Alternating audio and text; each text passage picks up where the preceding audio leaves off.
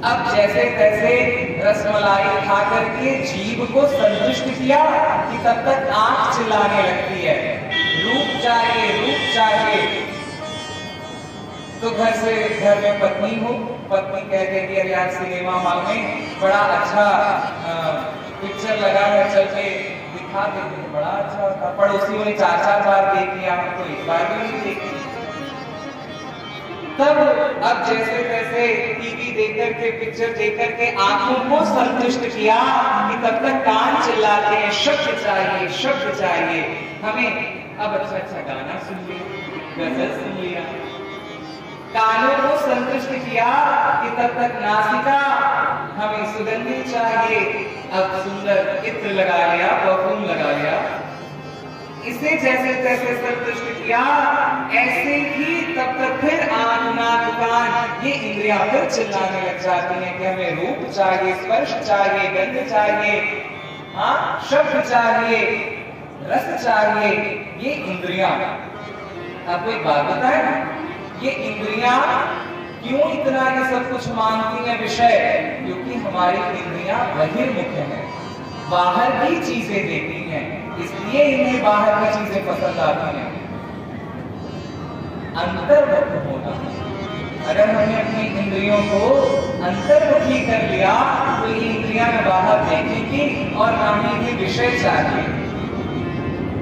क्या करके अंतर में देखें, तब कपिल नारायण को ये सुन करके बड़ा आनंद हुआ। मां, ये जो इंद्रियां हैं ये तो बाहर के विषय मांगेंगी ही, क्योंकि हमने अपने इंद्रियों को बहिर्मुख बना लिया है। मां, अगर संसार में सच्चा सुख होता या संसार में आनंद होता तो क्या अगर कोई प्राणी मर जाता है, सुहृद कोई मर जाता है तो उसे क्यों जला देते हैं लोग? अगर उससे इतना ही प्रेम था तो उसको अपने घर में क्यों नहीं रखते? इसीलिए नहीं रखते कि जो आनंद देने वाला था हृदय में वो तो चला गया, ये तो शरीर है, इसीलिए उसे जला करके भस्म कर देते हैं। आनंद शरीर में नहीं है, आनंद तो हृदय में, वो जो बैठा हुआ परमात्मा है उसके अंदर आनंद है, तभी हमें उसे देख करके आनंद होता है। अच्छा, एक आपको बात बताते हैं, जब आपस में दो प्रेमी मिलते हैं, मित्र मिलते हैं, पुराने मित्र मिलते हैं, तो उनसे मिलकर के कहते हैं आज बड़ा आनंद आया। अब तो दो शरीर के मिलने से आनंद नहीं आया, उनके दो हृदय जब इकट्ठे हुए हैं तब उन्हें आनंद आता है। माने उनका हृदय और सामने वाले का हृदय जब इकट्ठा होता है तब जाकर के आनंद आता है, शरीर के मिलने से आनंद नहीं आता है। बड़ा सुंदर उपदेश किया। और माता जी, संसार के सुख अगर ढूंढने जाओगी तो वो मिलेगा नहीं, वो सुख तुम्हारे अंदर है। जब उस सुख को तुम जान जाओगी तो ये संसार के सुख, संसार के आनंद फीके पड़ने लग जाएंगे। अब अपने अंदर सुख कैसे? अपनी चित्त वृत्तियों को निरोध करके, रोक करके, अपने उसी अंतर आत्मा में जो हृदय में नारायण बैठे हुए हैं उनका ही ध्यान, ये आनंद है। यही चित्त की जो वृत्तियां हैं वही नारायण के ध्यान से स्थगित हो जाती हैं, रुक जाती हैं और फिर अंदर ही आनंद आने लगता है। किसी ने पूछा कि हमारी इंद्रियां बहिर्मुख हैं, हम जो बाहर देखते हैं वही अच्छा लगता है, इसे अंतर्मुख कैसे करना चाहिए? तो श्री गुरुदेव भगवान बताते थे कि अगर हम जिस किसी भी देवता की उपासना करते हैं, कोई ठाकुर जी की उपासना करता है, कोई भगवान शंकर की उपासना करता है, कोई जगदम्बा की उपासना करता है, उनके उपासना में जब हम अपने ठाकुर से लाड़ लड़ाते हैं, प्यार करते हैं, तो वही ठाकुर हमारे हृदय में आकर के विराजमान हो जाते हैं। और जब हमारे हृदय में विराजमान हो जाते हैं तो जब हम अपने भगवान से दूर होते भी हैं तो वो हृदय जी की घर में सेवा है तो हमारा मन अन्यत्र जाता ही नहीं है। हमें सेवा, स्नान कराना है, वस्त्र पहनाना है, उनके लिए भोग लगाना है, अष्टयाम की सेवा की विधि में उनको शयन कराना है, उत्थापन कराना है, मंगला करना है, ये हमारी क्रिया बन जाती है। तो हमारी जो चित्त वृत्तियां हैं वो ठाकुर जी में लग जाती हैं। श्रीमद् वल्लभाचार्य जी महाराज कहते हैं कि अपनी चित्त वृत्तियों के ठाकुर जी की सेवा में लगा दो। जब ठाकुर जी पुष्ट हुए तो हमारी क्रिया, हमारे जो अंदर बैठे हुए ठाकुर हैं वो भी पुष्ट होते हैं। इस प्रकार से ठाकुर को पुष्ट करके अपने हृदय के ठाकुर को पुष्ट करना, ये चित्त वृत्तियों को रोकना है। इस प्रकार से तो गुरुदेव भगवान ने कहा कि जिस किसी की भी उपासना करते हो, उस उपास्य को देखकर, अपने आराध्य को देखकर मन में यही विचार करो कि वो हमारे हृदय में बैठे हुए हैं, वो जगदम्बा हमारे हृदय में बैठी हुई हैं। ऐसा जब धारणा आ जाएगा तो ये संसार की जितने भी चारचक्य माया हम दिख रहे हैं ना, सब झूठे दिखाई देने लग जाएंगे, सब फीके दिखाई देने लग जाएंगे।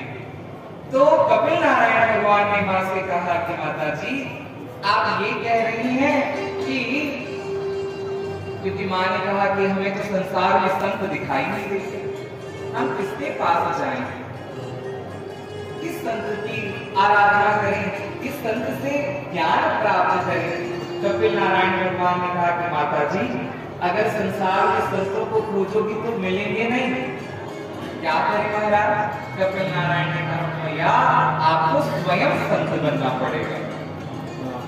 अगर आप स्वयं संत बनेंगे तो अच्छे अच्छे संत आपके पास आएंगे और फिर उनका उपदेश, आपका उपदेश ऐसे ही सत्संग हो जाएगा। आपको स्वयं संत बनना पड़ेगा। अब संत बनने के लिए बड़ा दुख उठाना पड़ता है, बड़ा कष्ट झेलना पड़ता है। जो बड़े बड़े संत दिखाई देते हैं उसके पूर्व में उनकी उतनी तपस्या है, तब जाकर के इतना ऐश्वर्य आपको दिखाई देता है। ये जो ऐश्वर्य वैभव दिखाई दिया उसके पूर्व में उनकी उतनी कठिन साधना है। श्री एकनाथ जी महाराज पैठण में रहते थे, महाराष्ट्र में।